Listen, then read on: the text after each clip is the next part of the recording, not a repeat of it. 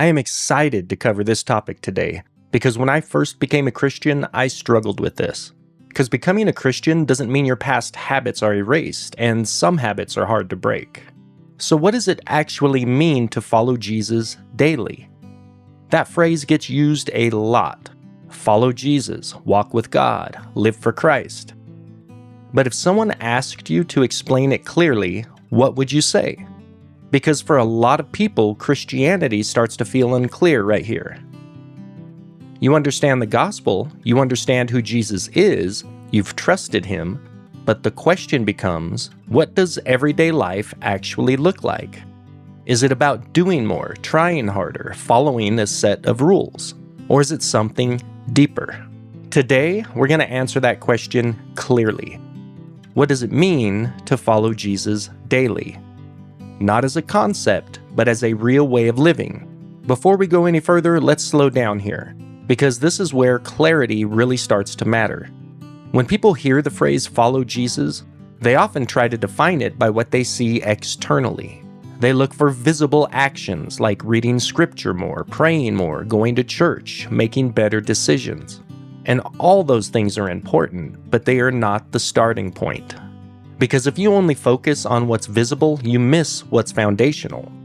Following Jesus starts internally before it becomes visible externally. It begins with what you trust and what you follow at the level of your thoughts. Now think about your normal day. From the moment you wake up, you are already following something. You follow certain patterns automatically. Your priorities, your habits, your default responses. And most of those patterns aren't even chosen consciously. They've been built over time. So when Jesus says, "Follow me," he's not just inviting you to add something new to your life. He's calling for a shift in direction. A shift in what leads you. That's the key. Following Jesus is not about adding behavior on top of your existing patterns. It's about changing what those patterns are built on. Now let's make this more practical. Throughout your day, your decisions are shaped by something. Sometimes it's emotion. I feel like this, so I respond this way. Sometimes it's pressure. This situation is pushing me, so I react. And sometimes it's habit. This is what I usually do. But what Jesus is calling you to is something different. He is calling you to live from alignment with truth, not reaction to circumstance. That's what it means to follow him.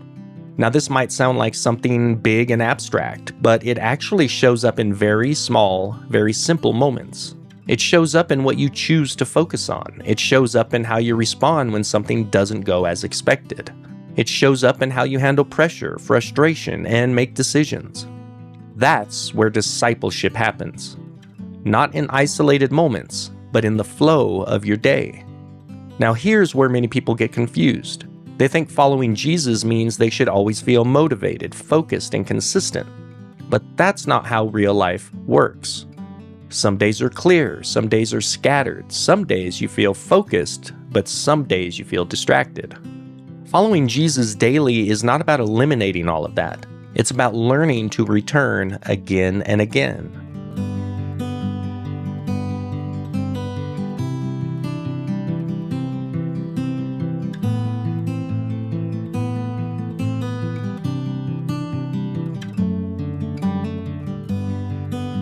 That word daily in Luke 9:23 is important. It doesn't say once, it doesn't say occasionally, it says daily. That means this is not a one-time decision. It is a repeated alignment over and over again throughout your life. Now let's talk about what that looks like in detail. When you wake up, your attention naturally moves in a direction. You might move towards your responsibilities. You might move towards concerns. You might move towards what feels most urgent. Following Jesus daily means learning to intentionally redirect that attention. Not by ignoring your responsibilities, but by placing something ahead of them. You begin with awareness. God is present. God is with you. God is not distant from your day. That alone changes how you move through it. Now here's something important. This doesn't mean you have to constantly think in a perfect, uninterrupted way. That's not realistic. Your attention will drift, your focus will shift, and you will get caught up in things and lose track, and then realize later that your perspective has changed. That's normal, daily occurrences. Sometimes even hourly if you have days like mine. The difference is not that you never drift. The difference is that when you notice, you return. And that's where following Jesus becomes real. Because instead of staying in autopilot, you interrupt it. You recognize that shift and you realign. Now that might take a few seconds. It might even take a moment of prayer. It might even be as simple as reminding yourself of what is true. But those moments matter more than you realize because over time, they begin to shape your direction. Now let's connect this to something even more foundational. What you follow shapes who you become. If your thinking is constantly shaped by pressure, you will feel pressure. If your thinking is shaped by fear, you will respond in fear. But if your thinking is shaped by Christ, by truth, by Scripture, by His perspective, then your responses begin to change. Not instantly, but gradually. That's how transformation works. Now let's talk about another key element. Following Jesus daily involves trust, because many of the moments you experience involve uncertainty. You don't know how everything will turn out. You don't have control over every situation. And in those moments, you are either relying on your own understanding or trusting in God's direction. That's where following becomes visible, not in big moments, but in everyday decisions. Do I react based on what I feel, or do I respond based on what is true? Do I follow my instinct, or do I align with Christ? And those decisions repeat throughout the day. Now, this might feel like a lot, but here's the key. It simplifies over time. At first, it feels intentional and effort-driven. You have to stop and think. You have to be aware. But as you repeat this process, something changes. It becomes more natural. Your thinking begins to shift more quickly. Your responses begin to align more consistently, and what once felt forced begins to feel steady. That's growth. Now let's talk about what happens when you struggle, because this is where people often misunderstand following Jesus. When you make a mistake, you might think you failed completely. You might feel you've stepped outside of what it means to follow Him. But that's not how this works. Following Jesus includes returning after failure. It includes recognizing when you've drifted, and it includes realigning again and again. It's not a straight line, it's a steady direction. Now, this doesn't make failure unimportant, it makes it something you respond to properly. Instead of letting your failure define you, you bring it back to truth. You correct direction, and you continue forward. That's what growth actually looks like. Now let's bring this back to something simple. Following Jesus daily is not complicated. It's not a checklist. It's a direction. It's staying connected. It's remaining aware, and it's aligning your thinking. And over time, those small patterns create something much bigger. They shape your life. They shape your character. They shape who you become. And that's discipleship. Not something distant, but something that happens in the middle of everyday life, in those unexpected moments. A lot of people think following Jesus is mainly about behavior. Do the right things and avoid the wrong things. Stay disciplined, try to improve. And while actions matter, that's not where it starts. Because if following Jesus is just behavior, it quickly turns into pressure. You constantly evaluate yourself. You measure your progress. You feel discouraged when you fall short. And over time, it can start to feel like religion instead of a relationship.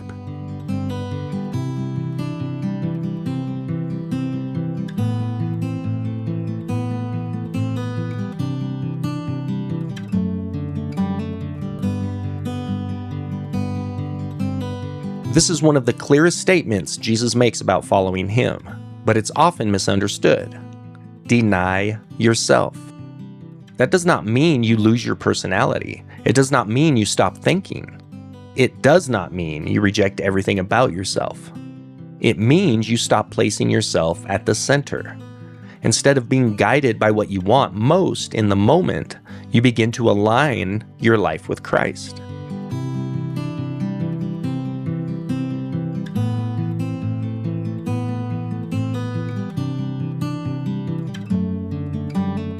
This is the shift that changes everything.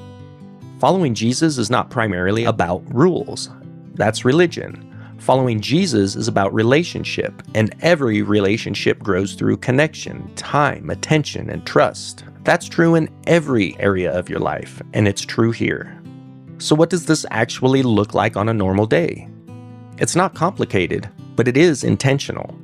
It means turning your attention toward God, staying aware of His presence, and aligning your choices with His truth. Not perfectly, but consistently, and your habits begin to change.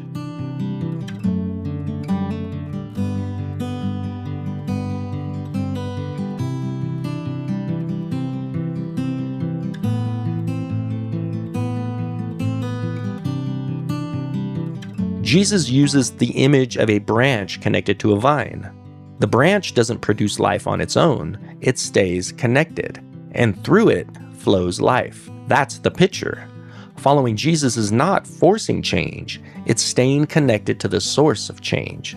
So what strengthens that connection? 3 things we've already touched on in earlier videos: Scripture, prayer, and awareness. Reading Scripture helps you think clearly. Prayer keeps communication open, and awareness keeps your attention aligned. These are not tasks to complete, they are ways you stay connected. But let's be honest, this is where the real struggle happens, because daily life is full of distractions. You get busy, you lose focus, you get pulled into your own thinking, and before you realize it, you've shifted back into autopilot. That's normal. The question is not, will I ever drift? The question is, what you do when you do drift. And this is where following Jesus becomes very practical. You return, not with guilt, not with pressure, but with awareness. You simply realign your attention.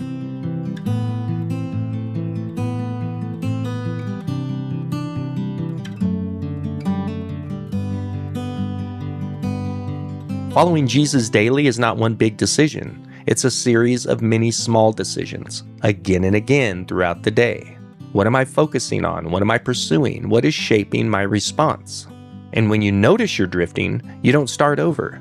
You just return. Because again, over time, those small choices build direction. Direction shapes habits, and habits shape character.